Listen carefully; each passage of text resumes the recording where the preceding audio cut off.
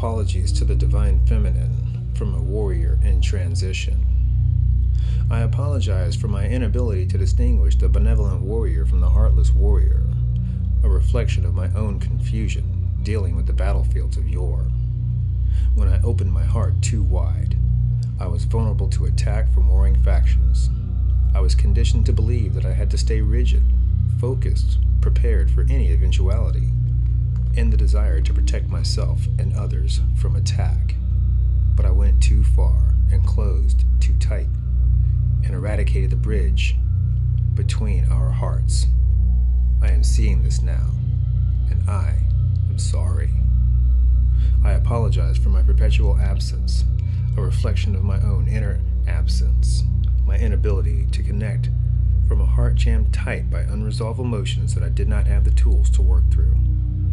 I still lack many of these tools, but I am open to their emergence. I apologize for my inability to distinguish relationship from war. Like a warrior in enemy territory, I would sneak in and out of your life in the night, plundering and selfishly taking what I needed, then crawling back to the other side of the abyss with the spoils.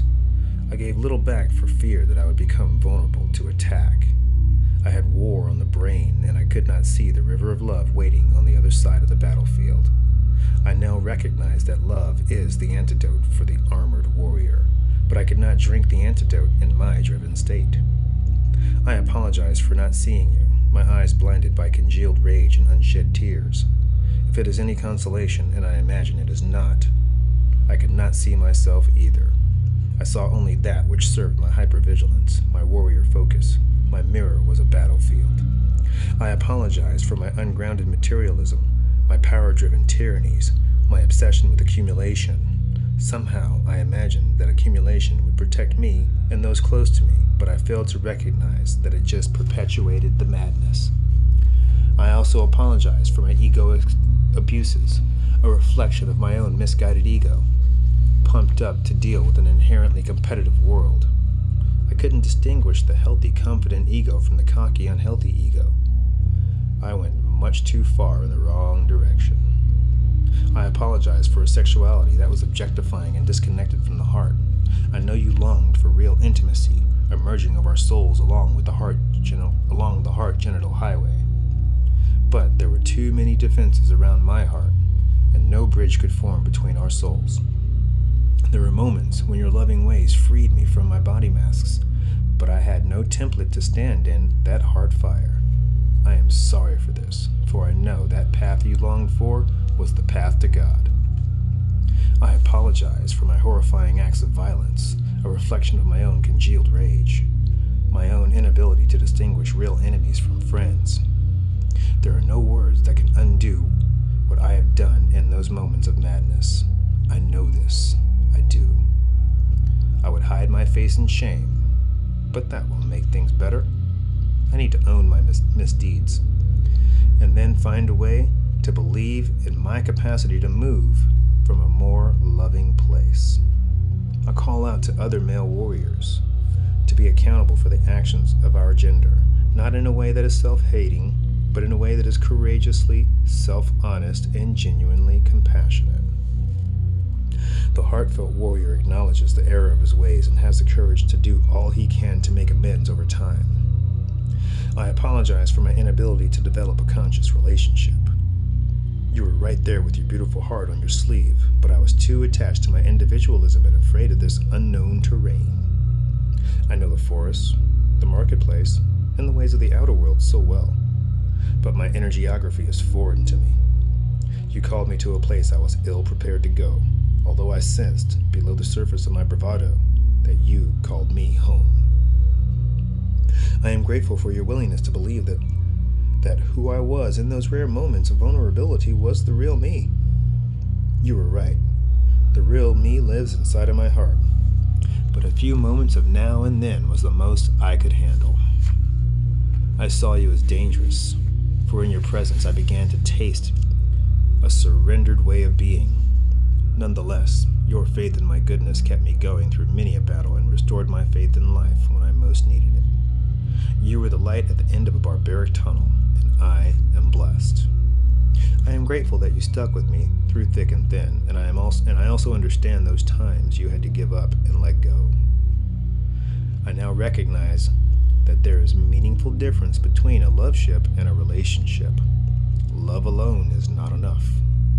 Without a shared willingness to become conscious, there can only be frustration. I was so often impossible, clinging to my unconsciousness like a soldier clings to his weapons. I recognized the courage it took for you to keep your heart open in the presence of my resistance. You had every right to seek an authentic relationship, as your spirit was aligned in its presence. Your beautiful heart had every right to be met in its openness and willingness. I am grateful for the time you gave me.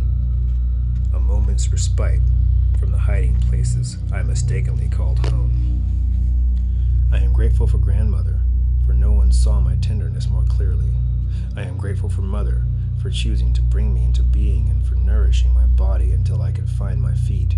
I am grateful for Mother Earth, for grounding my expansion and enlivening my spirit. I am grateful for the Divine Mother, the real mother of us all. I now feel her divine presence, so close, fiercely compassionate. She was always right there, breathing life into me, holding me safe. I sit in her lap as she breathes me. I look forward to the day when the only thing that ignites relationship is two souls calling out to one another, two hearts beating in the same direction, a whisper of longing that bridges one essence to another.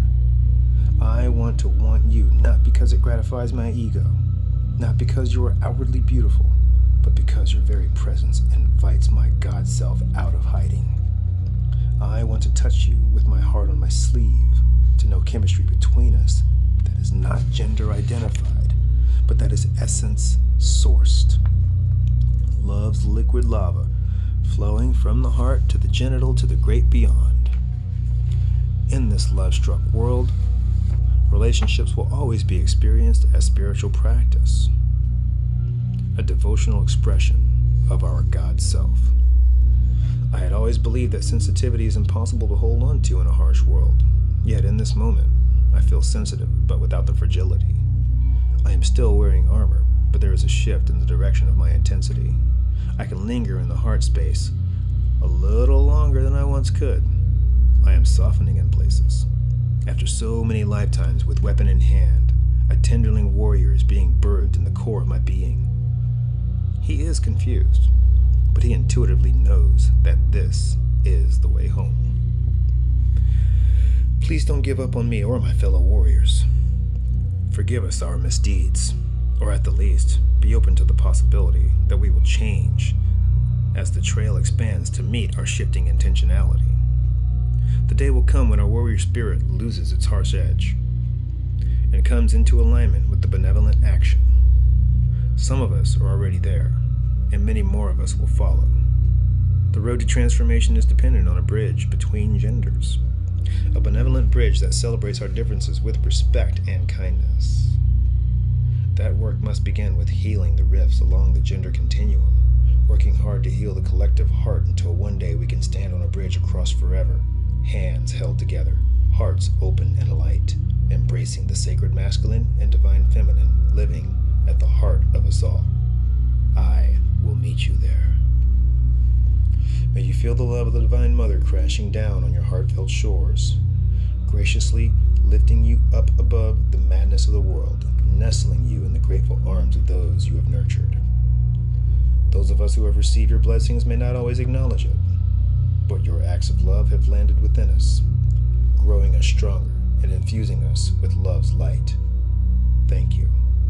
Copyright Jeff Brown, 2010. Recited by David Adame Vidito, Bodhisattva Beloved Earth, 2020. Thank you. I love you. Rest well.